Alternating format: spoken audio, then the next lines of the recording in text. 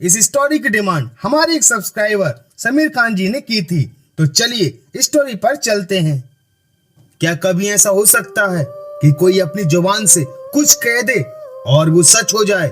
इसे हम इत्तेफाक मान सकते हैं, पर बार बार किसी का कहा सच हो जाए तो इसे इत्तेफाक नहीं माना जा सकता।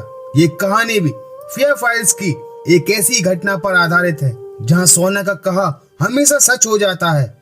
क्या सही में सोना की काली जुबान थी या थी उसके पास कोई शक्ति? कौन सा राज छुपा है सोना की काली जुबान के पीछे? जानने के लिए देखिए ये पूरा वीडियो। एपिसोड की शुरुआत होती है और हम सुमित्रा और सोना को खाना खाते हुए देखते हैं, पर आशीष मैच में इतना बिजी था कि वो खाना खाने आ ही नहीं रहा था। पर तभी सोना कहती है कि खाना खाने आ रहे हो या टीवी फोड़ दूं, और उसके इतना कहते ही टीवी एकदम से फूट जाती है, जिससे सभी काफी चौंक जाते हैं कि ऐसा कैसे हो सकता है। सोना ने कहा और टीवी फूट गई, पर आशीष कहता है कि हो सकता है वोल्टेज के ज्यादा आने की वजह से ऐसा हुआ हो।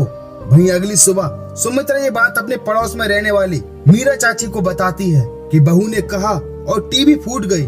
जहाँ चाची कहती हैं कि सुमित्रा बहन, तुम्हारी बहू का दिमाग तो ठीक है ना? जहाँ सुमित्रा कहती है कि पता नहीं, वैसे भी हमें उसके खानदान का कुछ भी पता नहीं, आशीष ने लव मैरिज जो की है। और तभी सोना वहां आ जाती है जहां वो पूछती है कि आशीष कहाँ है। जहां माँ जी कहती हैं कि बेटा वो तो मुंबई चला गया। वहीं एक चाचा सोना को घूरे जा रहा था, जहां माँ जी कहती हैं कि बहू दुपट्टा तो डाल लेती। वहीं सोना उस बूढ़े चाचा को घूरते हुए देख लेती है, जहां वो कहती है कि ये बुड्ढे, तेरी बेटी की उम्र की हूं मैं, एक पैर तो तेरा कमर में लटका हुआ है और तुझे अभी भी जवानी छूट रही है। अगर तूने अपनी हरकतें बंद नहीं करी तो वहीं बालकनी से कूद कर मरेगा।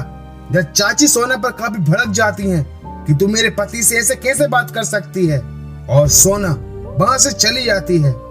पर तभी अचानक से काफी तेज हवाएं चलने लगती हैं, पर किसी को समझ नहीं आता कि ये तूफान अचानक से कैसे आ गया।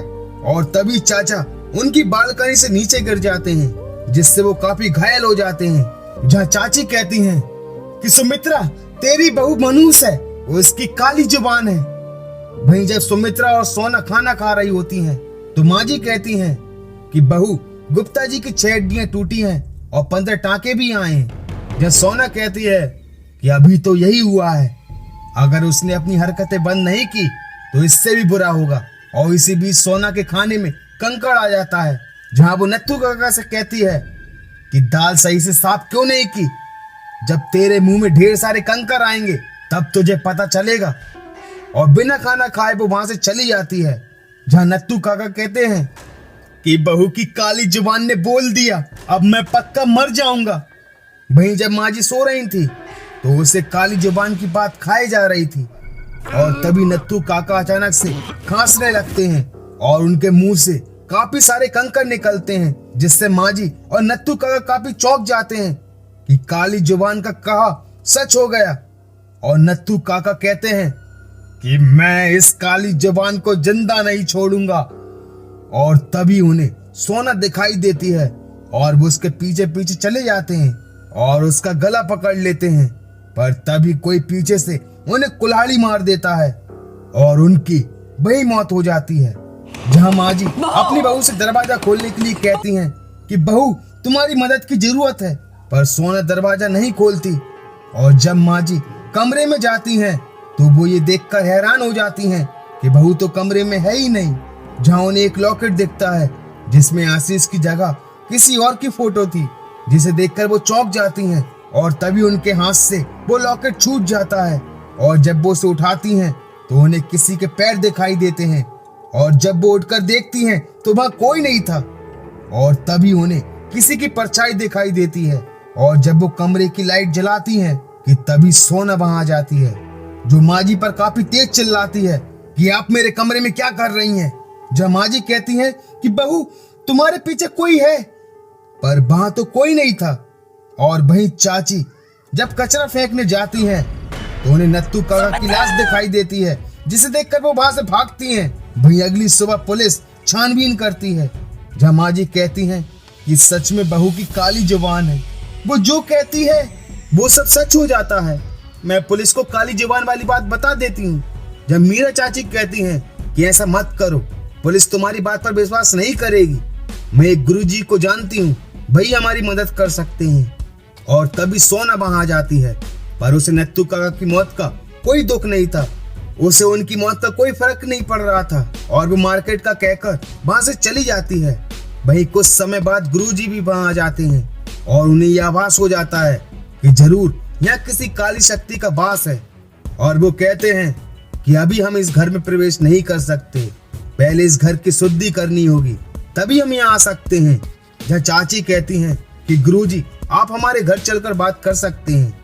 जहाँ गुरुजी सुमित्रा से कहते हैं कि तुम अपनी बहू की कोई फोटो लेकर आओ। जहाँ माँ जी कुछ फोटोज को लेकर गुरुजी के पास पहुंच जाती हैं। जहाँ गुरुजी कहते हैं कि ये तुम काला धब्बा या काली परछाई देख रही हो, ये किसी कैमरे की खराबी नहीं बल्कि एक आत्मा की मौजूदगी है। मैं उनका डर महसूस कर पा रहा हूँ, उनका दर्द महसूस कर पा रहा हूँ। तुम्हारे घर पर एक बहुत बड़ा संकट आ चुका है, पर वो संकट क्या है वो मैं तुम्हें अभी नहीं बता सकता। इसके लिए मुझे 2 दिन का समय लगेगा। जब तक इस घर की शुद्धि और पूजा नहीं हो जाती आप सुरक्षित रहिएगा। 2 दिन के बाद सब ठीक हो जाएगा। वैसे आपका बेटा कहाँ है? जहाँ माँ जी कहती हैं कि वो तो मुंबई में है। जहाँ गुरुजी कहते हैं कि अच्छा है, उसे इस बारे में कुछ मत बताना, ये संकट उसी के लिए आया है। और हाँ, अपनी बहू से उलझिएगा मत। जहाँ माँ जी कहती हैं कि क्या उसकी सही में काली जुबान है? जहाँ गुरुजी कहते हैं कि है भी और नहीं भी, ऐसी कोई शक्ति है उसके बस में, वही उसके कहे को सच कर देती है। वही जब माँ जी अपने घर पहुंचती हैं तो वो ये देखकर हैरान हो जाती हैं कि सोना किसी से अकेले में बात कर रही है और कह रही है कि आज वो वापस आ जाएगा और कल रात को हमारा काम भी हो जाएगा। और तभी घर की घंटी बजती है।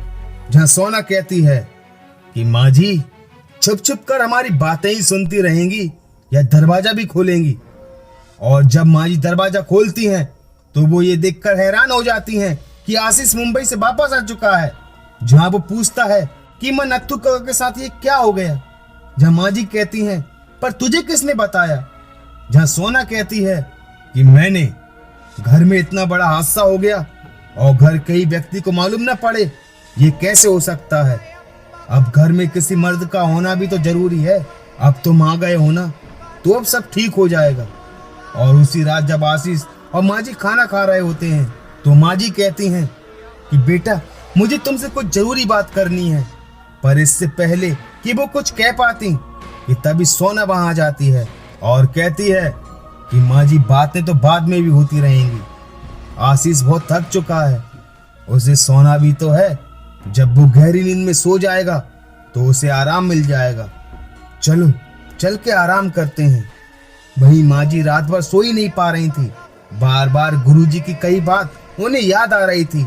वहीं अगली सुबह जब माँ जी आशीष को उठाती हैं तो वो उठ ही नहीं रहा था, जिससे माँ जी काफी परेशान हो जाती हैं। और तभी सोना वहां आ जाती है और कहती है कि आपका बेटा नहीं उठेगा, वो गहरी नींद में सो रहा है। जब तक मैं नहीं कहती तब तक सोने दो उसे। जब माँ जी बार बार आशीष को उठाने की कोशिश कर रही थी, जहाँ सोना कहती है कि छोड़ उसे बुढ़िया, नहीं तो। जहाँ माँ जी कहती हैं कि मेरे बेटे को कुछ मत करना, छोड़ दो उसे, मैं तेरी हर बात मानूंगी।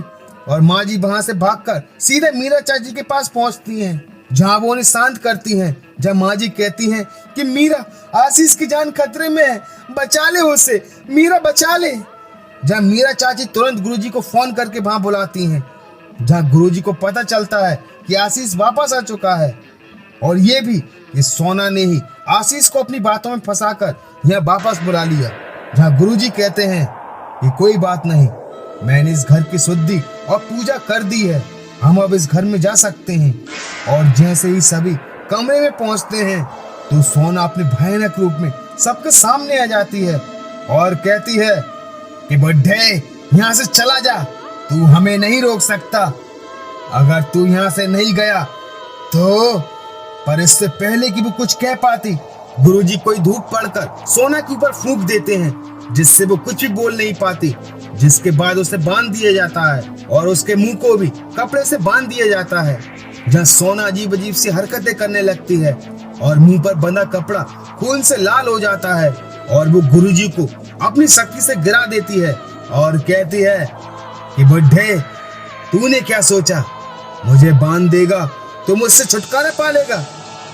पर गुरुजी अपनी शक्ति से उसे शांत करते हैं और कहते हैं कि मैं जानता हूं कि तेरे पास कोई शक्ति नहीं है, तूने किसी शक्ति को अपने बस में कर रखा है जो तेरा कहा पूरा करता है।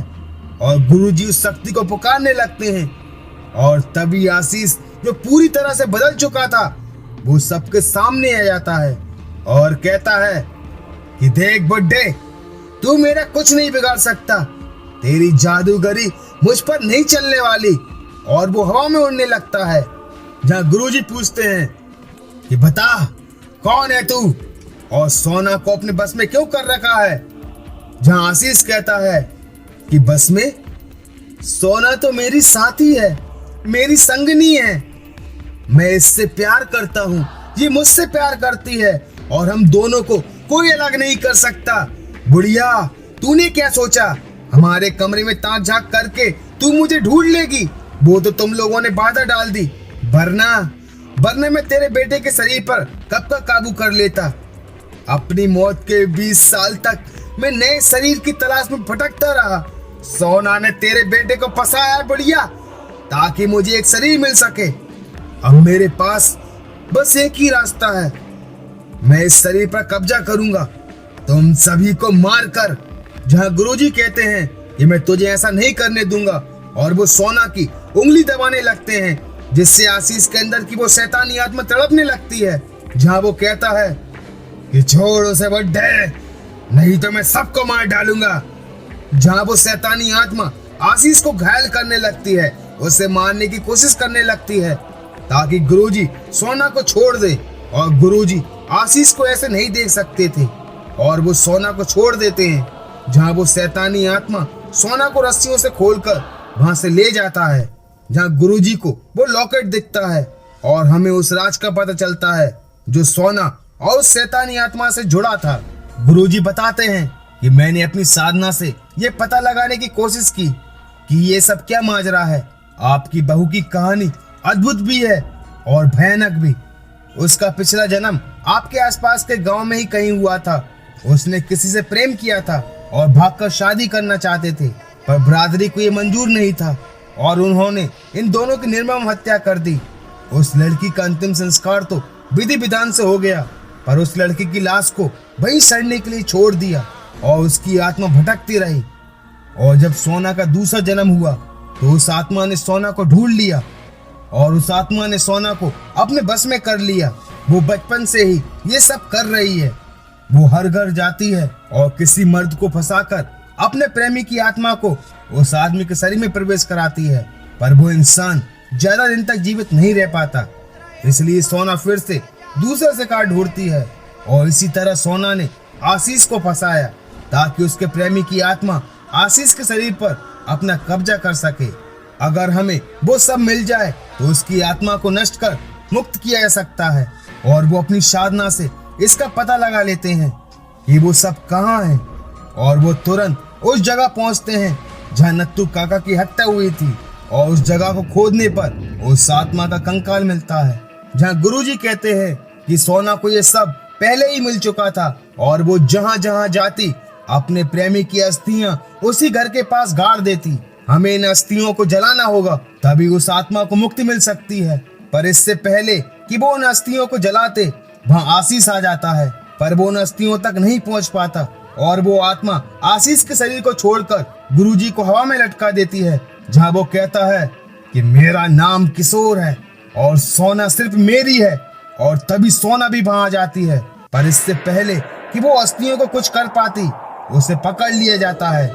जहाँ गुरुजी कहते हैं कि जला दो इन अस्थियों को, और माँ जी तुरंत ही हड्डियों को आग लगा देती है और हड्डियों के जलते ही किशोर की आत्मा भी नष्ट हो जाती है और सोना बेहोश हो जाती है। वहीं आशीष को भी होश आ जाता है। जहाँ हमें पता चलता है कि सोना को कुछ याद नहीं था, वो सबको भूल चुकी थी और उसे सिर्फ अपने 5 साल की उम्र तक की ही बातें याद थी।